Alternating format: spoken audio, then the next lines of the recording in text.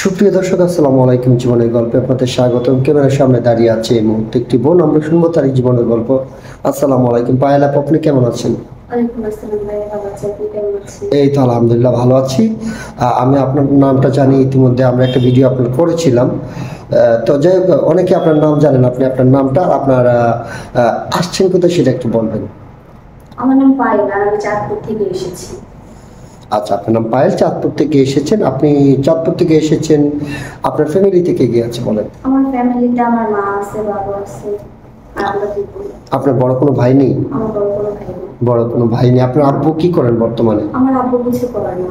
আমি তো আগে বলছি, এখন বলতেছি আমার আব্বু অসুস্থ। আমার আব্বু প্যারালাইসিস হয়েছে, কোনো কাজ করতে পারে না। আচ্ছা আচ্ছা, ঠিক আছে, বুঝতে পেরেছি। তো আপনাদের সংসারটা কিভাবে চলছে এখন বর্তমানে? সংসারটা আমার আব্বু আছে, আমি আছি, আমরা দুজনেই কাজকর্ম করি। আর সেটা দিয়ে আমাদের সংসার চলতেছে। আমার বাবার ওষুধের খরচ আর আমাদের নিজের সংসার। ও আচ্ছা আচ্ছা, ঠিক আছে আপু, বুঝতে পেরেছি। তো এখন বিশেষ করে কথা হচ্ছে, আপনি আসছেন একটা ভালো মানুষের আশায় যে আপনি বিয়ে শাদী বসতে চান। জি। আচ্ছা, আপনার কি আগে বিয়ে শাদী হয়েছিল? না, আমার বেশি আগে বিয়ে শাদী হয়নি। আচ্ছা, আপনাকে এখন যিনি বিয়ে করবেন ওনার বয়সটা কেমন হতে হবে? দেখেন, বয়সটা কোনো ব্যাপার না। সে যদি আমাকে ভালো মতো রাখতে পারে, সে যদি আমাকে ভালোবাসতে পারে, তাহলে হবে।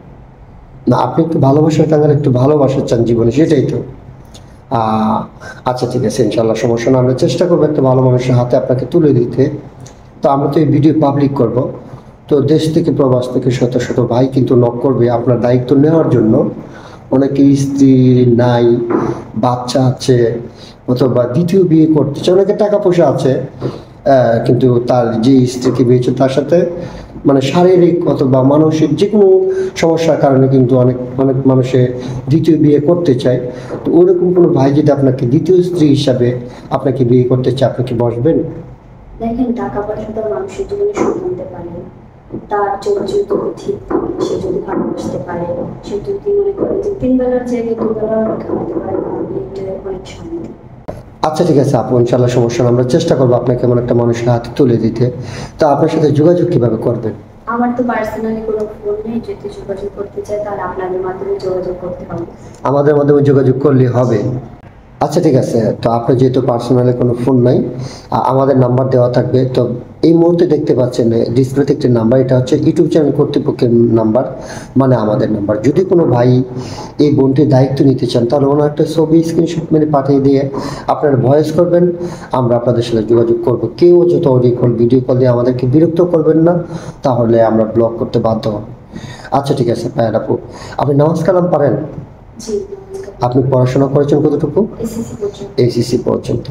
আচ্ছা ঠিক আছে, আপনাকে যিনি বিয়ে করবেন ওনার এই শিক্ষাগত যোগ্যতা কতটুকু হতে হবে? সেটা যেরকমই হোক, আমার কোনো সমস্যা নেই। আপনার কোনো সমস্যা নেই? না, পরে বলবেন না যে তুমি অশিক্ষিত, কোনো কিছু বুঝো না, তোমার কাছে না, বিয়ে আমি বসছি। তো কেন বলবো? আজকে যে আমার বাবা অসুস্থ, এখন অনেক কষ্ট করে চলতেছি, টাকা পয়সা কামাই করতে পারছে না। আমার মা, আমি কাজ করে সংসার চালাচ্ছি। তো মানে এখন যদি তার জায়গায় আমি থাকতাম, যদি আমি পড়াশোনা না করতে পারতাম, তাহলে জি জি, বুঝতে পেরেছি। তো যাই হোক, কারোর সাথে প্রতারণা করার কোনো ইচ্ছে আছে আপনার? না, কারোর সাথে কোনো করার কোনো ইচ্ছে নেই। কারোর সাথে যদি প্রতারণা করেন তাহলে আমরা আইনগত ব্যবস্থা নিতে বাধ্য হব। ঠিক আছে?